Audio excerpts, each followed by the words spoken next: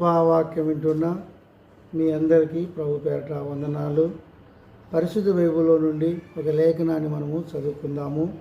ద్వితీయోపదేశ కాండము 28వ అధ్యాయము 5వ వచనాన్ని మనము చదువుకుందాం. నీ గంపాయు నీ పిండి బిసుకు నీ తొట్టియు దీవింపబడును. గంప పిండి బిసుకు తొట్టి దీవింపబడును. రెండు సంగతులు మనం ఇక్కడ వినబోతున్నాం. మొదటి మాట మనం జ్ఞాపకం చేసుకున్నట్టయితే నీ గంప ఏ గంప? రొట్టెలు వేసుకునే గంప కావచ్చు, అప్పట్లో సంగటి గంప నిండా వేసుకోవచ్చేవాళ్ళు. నీ సంగటి గంప కావచ్చు, లేదా పేడ గంప కావచ్చు, ఏ గంపైనా పిండి గంప కావచ్చు, ఏ గంపైనా సరే నీ గంప దీవింపబడును. యేసు ప్రభు చేతికి 5 చేపలు 2 రొట్టెలు వచ్చినాయి.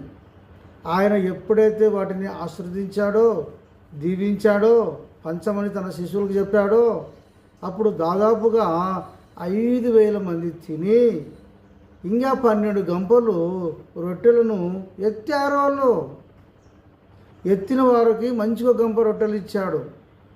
అలాగూ దేవుడు అంటున్నాడు, నీ గంప దీవింపబడును, నీ గంప దీవింపబడును, నీ రొట్టెల గంప దీవింపబడును, నీ ఆహారము గంప దీవింపబడును అని దేవుడు సెలవిస్తూ ఉన్నాడు. అలాగ నీ గంప కూడా దీవింపబడాలి అంటే, నీ కుండలో ఉన్న ఆహారము దీవింపబడాలంటే దేవుని యొక్క మాట వినాలని దేవుని యొక్క వాక్యం సెలవిస్తుంది. అక్కడ రెండో మాట మనం జ్ఞాపకం చేసుకుంటే పిండి బిస్కు తొట్టి. ఒక విధవరాలకి కరువు వచ్చింది. ఏలి ఆ ఇంటికి వెళ్ళి, అమ్మా నాకు ఇంత నీళ్ళు ఇమ్మన్నాడు. నీళ్ళు తాగాడు. నీళ్ళు అయిన తర్వాత మళ్ళీ అన్నాడు, అమ్మ నాకు ఒక అప్పం చేసుకొచ్చి నాకు ఇవ్వు అన్నాడు. ఆ అమ్మ అప్పం చేసుకొచ్చి మొదటిగా దేవుని సేవకునికి ఇచ్చింది. ఆ సేవకుడు తిని ఏం చేశాడు చెప్పండి? మళ్ళా ఆకాశము తెరవబడి వర్షము కురిసేంత వరకు, ఈ భూమి పంట ఇచ్చేంత వరకు నీకు మాత్రము కరువు రాదు, నువ్వు పిండి పిసికే తొట్టి దీవింపబడును గాక, నీ ఆయిల్ బుడ్డి దీవింపబడును గాక అని ప్రార్థన చేశాడు. ఆయన ఆశీర్వదించాడు. 3.5 సంవత్సరం వరకు పిండి పిసికి తొట్టిలో పిండి అయిపోలేదు, బుడ్డిలో నుంచి నూనె అయిపోలేదు. సమృద్ధిగా దేవుడు వాళ్ళకి అనుగ్రహించాడు.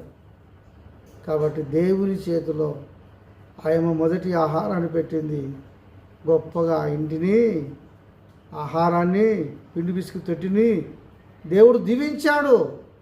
కాబట్టి దేవుడు నీతో కూడా మాట్లాడుతున్నాడు సూటిగా, నీ పిండి బిస్కు తొట్టి దీవింపబడునుగాక, నీ గంప దీవింపబడునుగాక,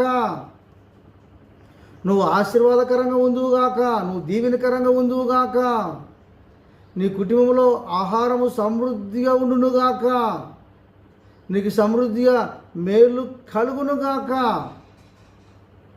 దేవుడు 2 మాటలు మనతో మాట్లాడుతున్నాడు. మొదటి మాట నీ గంప దీవింపబడును. తర్వాత నువ్వు పిండి